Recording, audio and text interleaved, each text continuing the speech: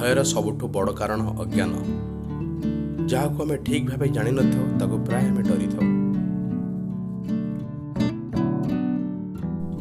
अज्ञान ही का पुरुष भीरुतार रूप धारण करी मनुष्य को भयभीत कराई थाए। जहार जेतिकी वास्तविक ज्ञान थाए से सेतिकी निर्भय होइथाए। पवन रे उड़ुथुवा पत्र भली जहा मन चारिआडे उड़ी बुलुथाए ताको सफलता और असफलतार भय थाए। जे कर्तव्य परायण ताको वास्तव निर्भयता मिली थाए।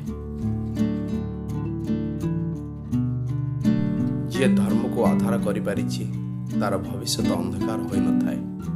से काहाको भय करि न थाए।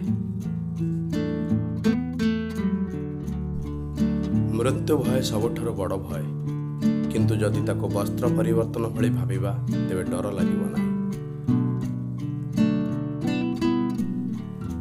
जो माने डरंती से माने किछि करि पारंते नाही। जहाको निज शक्तिर ठीक ज्ञान मिली थाए से निजर सामर्थ्य और मर्यादार अनुरूप विनियोग करिथाए। आम चैनल सहित जोड़ी होई रहिथिबारु आपनकु धन्यवाद।